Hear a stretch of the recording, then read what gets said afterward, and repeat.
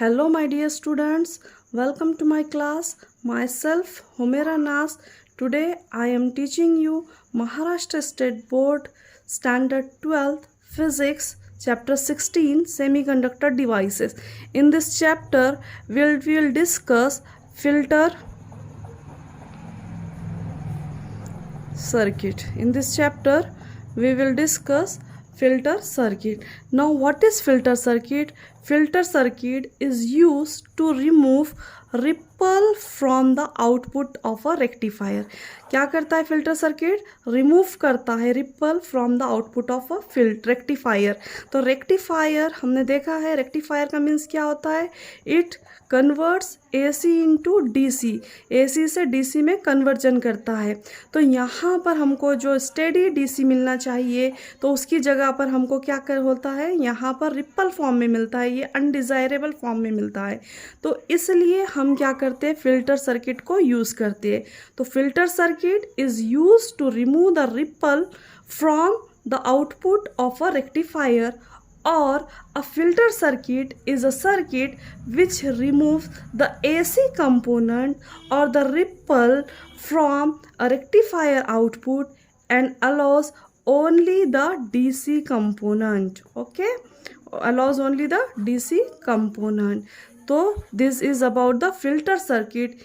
In our syllabus, capacitor filter circuit is given. There are many different types of filters, but in our syllabus capacitor filter circuit is given. Capacitor filter circuit is widely used because of its low cost, small size and lightweight. ठीक है, because of this three, यहाँ पर because of this three conditions capacitor filter circuit is widely used. Capacitor filter is preferred for small load current. Small load current. फिर capacitor filter is preferred for small load currents. It is commonly used, capacitor filter circuit is commonly used in battery eliminators. Battery eliminators. Okay, तो battery eliminators में हम क्या करते हैं, capacitor filter circuit का इस्तेमाल करते हैं. ठीक है, तो यहाँ पर हम कैपेसिटर फिल्टर की वर्किंग और सर्किट डायग्राम देखेंगे. Now see, this is the capacitor filter. AC is given, input is AC. This is there is rectifier. Okay, यहाँ पर rectifier लगाए which converts AC into DC. Across rectifier हमने क्या किया, यहाँ पर कैपेसिटर लगाए. थ्रू लोड रेजिस्टर हमको आउटपुट DC मिलेगा. ठीक है, तो this is the filter circuit with capacitor. This is the circuit diagram of capacitor filter. Now see the working of this capacitor filter. तो यहाँ पर पल्सेटिंग डायरेक्ट वोल्टेज. अब हमको मालूम है कि यहाँ पर क्या होता है कि इस तरीके से हमको आउटपुट्स मिलता है. यहाँ पर हमारा ये AC है, तो हमको जो आउटपुट मिलेगा यानी कि AC इस कन्वर्ट, रेक्टिफायर हमने यहाँ पर लगाया हुआ है बीच में, तो रेक्टिफायर की वजह से हमको जो DC मिल रहा है इस तरीके से मिल रहा है.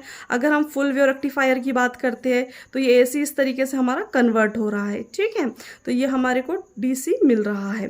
तो यहाँ पर जैसे ही यहाँ पर डायग्राम में देखिए, रेक्टिफाइड होके जो हमको DC मिलेगा वो यहाँ पर जाएगा. The pulsating direct voltage of the rectifier is applied across the capacitor as the rectifier voltage is increases. अब यहाँ पर जैसी वोल्टेज इंक्रीज होगा, रेक्टिफाइड वोल्टेज यहाँ पर इंक्रीज होगा, तो यहाँ पर इट चार्जेस द कैपेसिटर. अब कैपेसिटर क्या करेगा, हमारे को मालूम है कैपेसिटर क्या करता है.